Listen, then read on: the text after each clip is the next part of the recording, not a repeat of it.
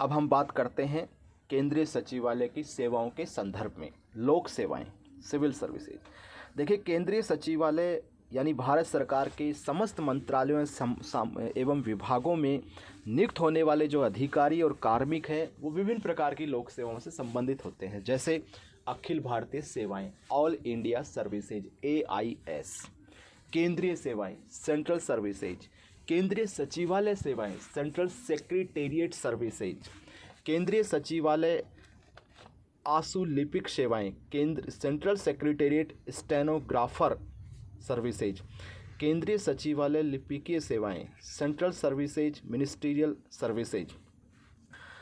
हम जानते हैं कि भारत में 3 अखिल भारतीय सेवाएं हैं: भारतीय प्रशासनिक सेवा IAS, भारतीय पुलिस सेवा IPS और भारतीय वन सेवा इंडियन फॉरेस्ट सर्विस के अधिकारी भारत में कहीं पर भी पदस्थापित हो सकते हैं। इन सर्वोच्च प्रशासनिक पदों पर इन अधिकारियों की नियुक्ति की जाती है। तत्पश्चात केंद्रीय सेवाएं आती हैं, जिनके अधिकारी मंत्रालयों और कार्यकारी विभागों में कार्यरत होते हैं।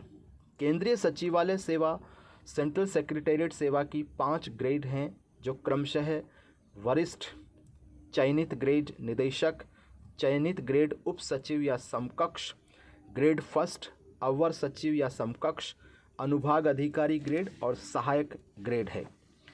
केंद्रीय सचिवालय स्टेनोग्राफर सेवा की वरिष्ठ, प्रमुख निजी सचिव ग्रेड, प्रमुख निजी सचिव ग्रेड A एवं B जो अब जॉइंट कर ली गई हैं, स्टेनोग्राफर या निजी सहायक ग्रेड C तथा स्टेनोग्राफर ग्रेड D नामक 5 ग्रेड है। जबकि केंद्रीय सचिवालय लिपिकीय सेवाएं की 2 ग्रेड हैं: उच्च डिवीजन ग्रेड यानी higher division grade, upper division grade और निम्न division grade, lower division grade.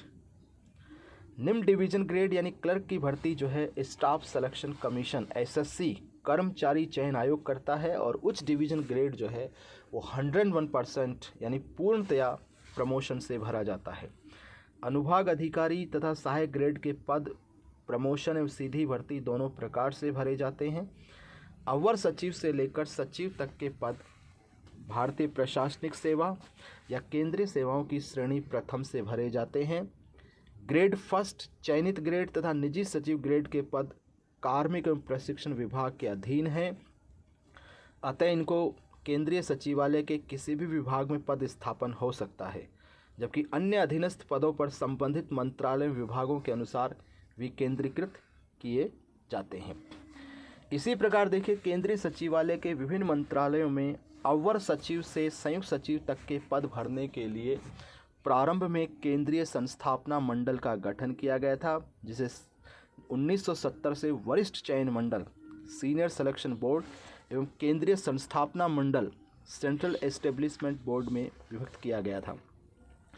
प्रथम मंडल जो है वरिष्ठ चयन मंडल, ये कैबिनेट सचिव, मंत्रिमंडल सचिव की अध्यक्षता में जॉइंट सेक्रेटरी और डायरेक्टर इत्यादि पदों पर नियुक्ति की सिफारिश करता है। जबकि केंद्रीय संस्थापना मंडल डिप्टी सेक्रेटरी एवं अंडर सेक्रेटरी की नियुक्ति की सिफारिश करता है। सचिव स्तर का चयन कैबिनेट सचिव करता है और उन सब की स्वीकृति जो है जो मंत्रिमंडलीय समिति है वो प्रदान करती है। अब हम बात कर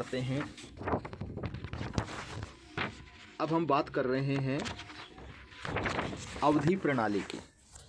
देखिए, केंद्रीय सचिवालय के संदर्भ में